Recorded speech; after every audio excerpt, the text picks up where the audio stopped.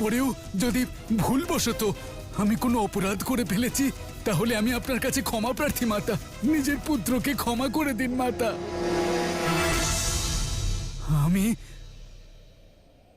আমি আপনার অনুভূতি পেলাম মাতা।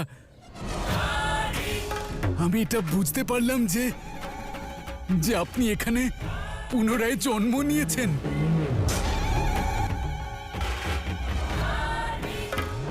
কিন্তু আপনি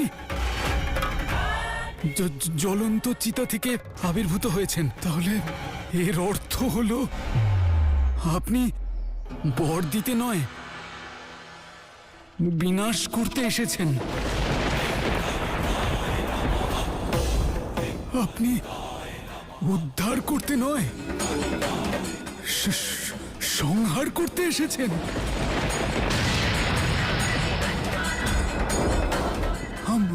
আমার সংহার, আমার মল্ল দাদার সংহার।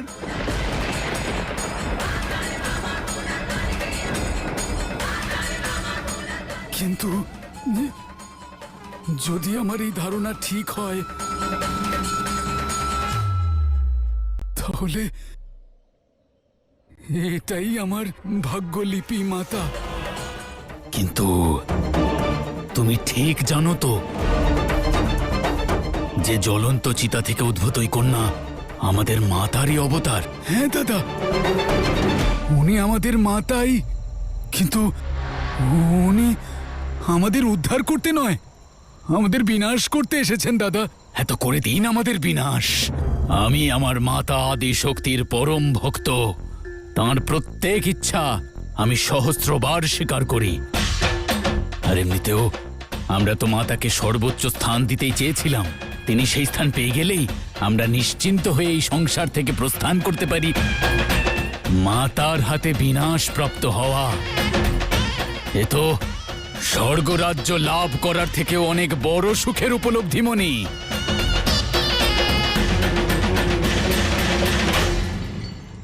দাদা, আমি 20 বছর মাতার উপাসনা করব এবং তার প্রতি মুহূর্তে আমি মাতার কাছে ক্ষমা প্রার্থনা করব, এবং তুমি এটা সুনিশ্চিত করবে যে কখনো এই সংসারে কোনো নারীর অপমান যেন না হয়। প্রত্যেক নারী যেন দেবীর মর্যাদা পায় এবং প্রত্যেক নারীর উত্থান হয়। হয়তো তখন আমাদের মাতা আমাদের ক্ষমা করে দেবেন। হ্যাঁ হ্যাঁ মনি, আমি তোমায় কথা দিচ্ছি এমনটাই হবে। ঠিক আছে দাদা, আমি আসছি। ক্ষমা করে দিও, আমি তোমায় সন্দেহ করেছিলাম। আসছি।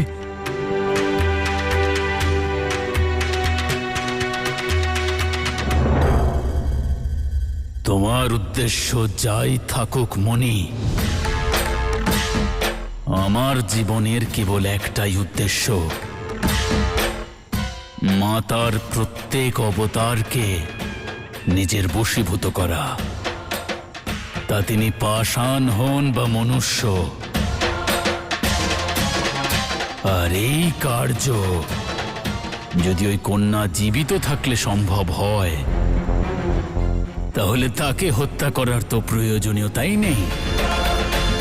যতদিন শিব আর শক্তি পৃথক, ততদিন মা কালী আমার বশীভূত। আর যতদিন মা কালী আমাদের বশীভূত,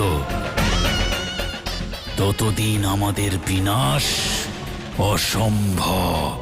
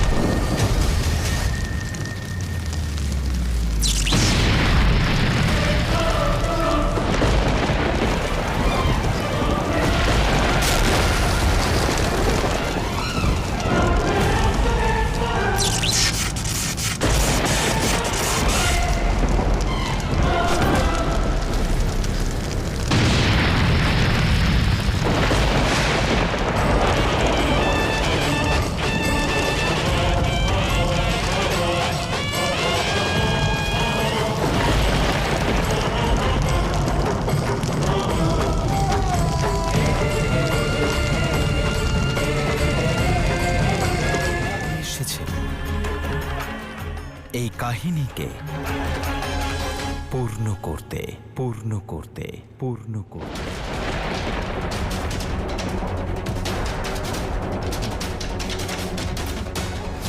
আমার দিক থেকে এইভাবে মুখ ফিরিয়ে নেবেন না মহাদেব। আমার প্রশ্নের উত্তর আপনাকে দিতেই হবে। মহাদেবেরই দীর্ঘ অনুপস্থিতি শক্তির প্রেমকে প্রতিকারে বদলে দিয়েছে। শিব চলে গেছে যাতে দেবী শক্তি নিজেকে খুঁজে পান। দেবীর জন্ম হয়েছে এ কথা জানার পরেও শিব শক্তির মিলন স্নেহের ধরাতলে নয়, আক্রোশের চরম শিখরে হবে। আজ সেই প্রেম কাহিনীর ভিত্তি স্থাপন হয়েছে, যেখানে শিব শক্তি পরস্পরের অস্তিত্ব সম্পর্কে অনভিজ্ঞ থাকবেন, কিন্তু হয় ওনাদের আত্মা ওনাদেরকে নিকটে নিয়ে আসবে, নইলে চিরকালের জন্য ওনাদেরকে একে অপরের থেকে আলাদা করে দেবে, আলাদা করে দেবে, আলাদা করে দেবে।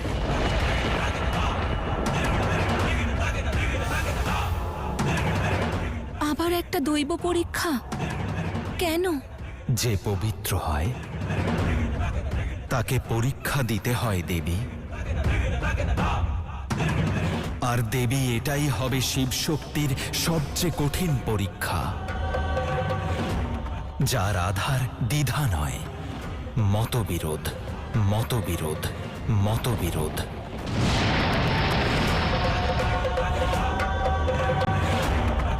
যার মাপদণ্ড প্রেম নয়, প্রলয়, প্রলয়, প্রলয়। আর যদি ওনার প্রেম প্রলয়ের এই আঘাত সহ্য করতে পারে, তাহলেই তা সম্পূর্ণ হবে। এবার যুদ্ধ অন্য কারোর সঙ্গে নয়, বরং নিজের সঙ্গে। নিজের ক্রোধ আর প্রেমের মধ্যে। হয় শিব শক্তির এই প্রেম চিরকালের মতো স্তব্ধ হয়ে যাবে, নইলে ক্রোধের অগ্নিতে প্রেম ভস্ম হয়ে যাবে, ভস্ম হয়ে যাবে, ভস্ম হয়ে যাবে। সাবধান দেবী পার্বতী, এখন না আপনি এটা লঙ্ঘন করতে পারবেন আর না আমার পিছনে আসতে পারবেন। বোঝাতে হবে শিবকে, যদি উনি আমাকে ছাড়া থাকতে পারেন তাহলে শক্তিও ওনাকে ছাড়া বাঁচতে পারে।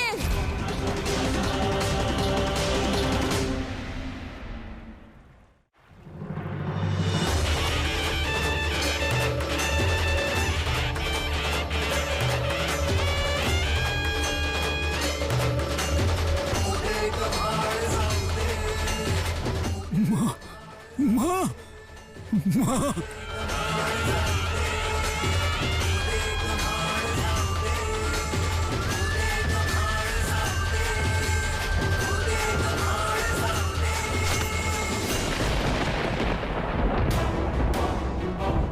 দাদা, কি করছো কি তুমি?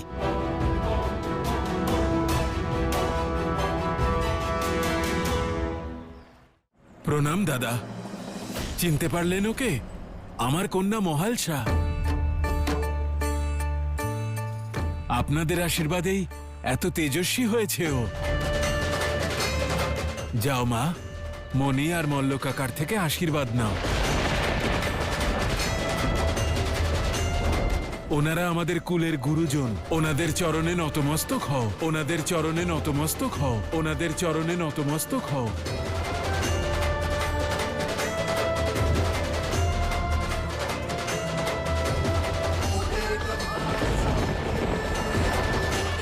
অবশেষে সেই সময় আগত যার প্রতীক্ষা করছিলাম আমি।